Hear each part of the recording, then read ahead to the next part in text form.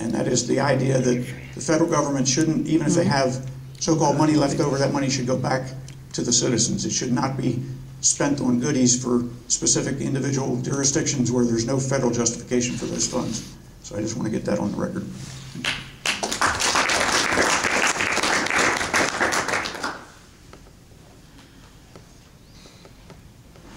This question is specifically for Mr. McKinley.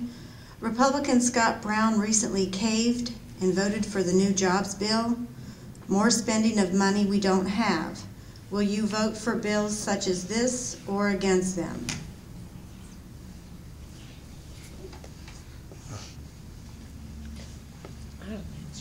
As we talked to earlier, I think that's the business sense that I bring to when I was in the legislature, and I would bring that business sense to Congress.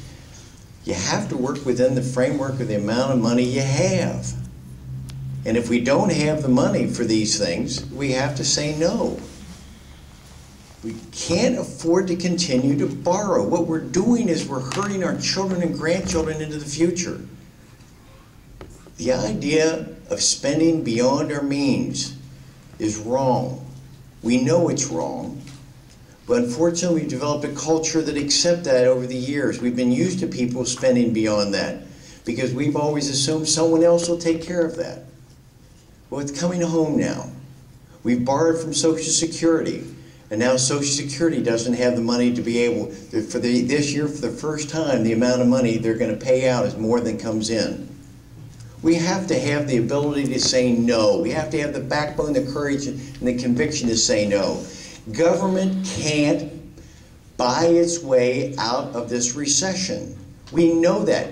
We're going to come out of this recession by unleashing the free market capitalism that allows our businesses to get back and hiring people and manufacturing things. We're going to do it by getting rid of the overregulation that's occurring across this country. Let our private sector do it. It's not going to come from the government. It's not going to get us out of this. So we would vote no on these provisions so that the private sector can work its wisdom and its ability to create the revenue to come out. But don't count on the federal government to get us out of this recession. That's wrong.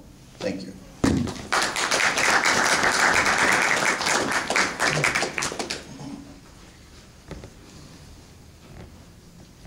Okay, this is for all of the congressional candidates. Would you oppose and vote against any proposed legislation that allows or grants unconstitutional government authority just because there were other portions of that legislation that were good? Would you oppose and vote against any proposed legislation that allows or grants unconstitutional government authority just because there were other portions of that legislation that were good?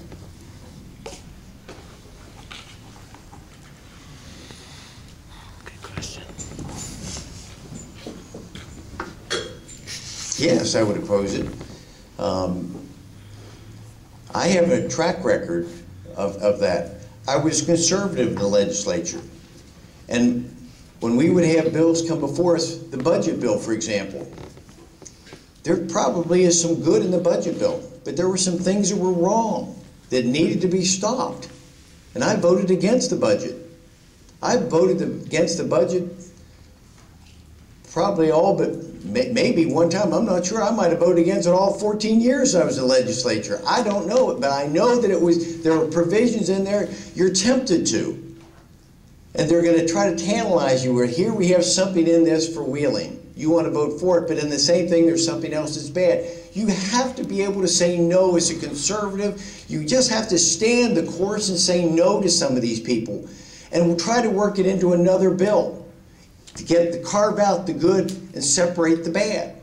That's how the process works. Going to Congress is not going to be new to me. I'm not going to be learning from day one. I've dealt with legislation over the years, and one of the things you have to be able to say no. I want to say no to legislation that's wrong, and I'll say no, even when there may be something good, because we can carve that out and we can put another bill to take care of the good, but we've got to say no to things that are wrong. Thank you.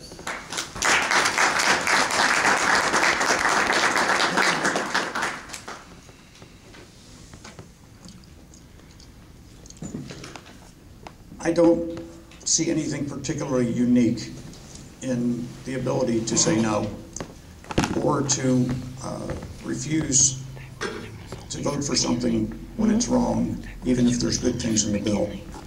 I made a commitment when I first started my campaign. It is in writing. It's there for everybody to see.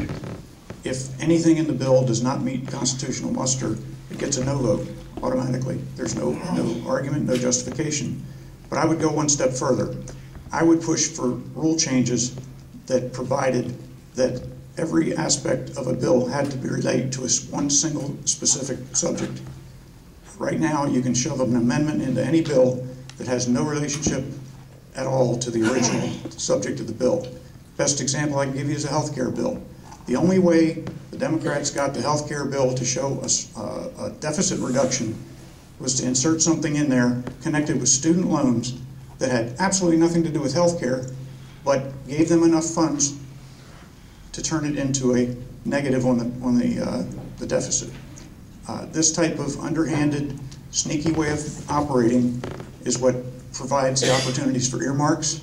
It provides the opportunity for things to sneak past a legislator who hasn't read the bill, and I am totally opposed to it. And I think if enough good representatives with a fresh outlook, without that mindset of prior legislative experience, I think that's where you'll see the big change, and you'll see some of these procedural changes made. Thank you.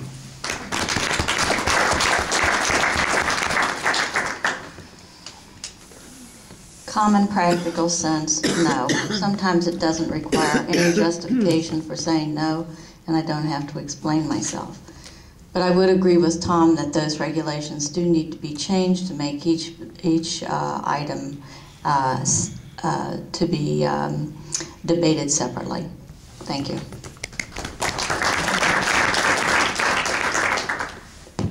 I would agree that if there's something in the bill that I didn't like, I would not vote for it. We all know that government seems to be completely corrupt, and the laws that they've incorporated have made it such so that it's easy to add these things and to make it a difficult decision for some people. Being a grassroots candidate, I come to the public being completely clean.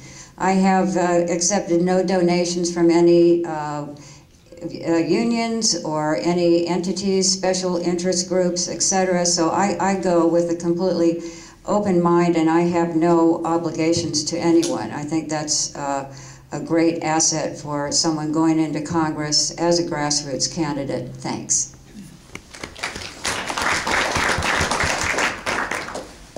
I'm a lawyer. Got a JD from West Virginia University. I have 2 master's degrees, one from the Judge Advocate General School in Charlottesville, Virginia, the other from the University of Virginia. I've been trained in the Constitution. If there's something that's illegal in there, unconstitutional, I'm voting against it.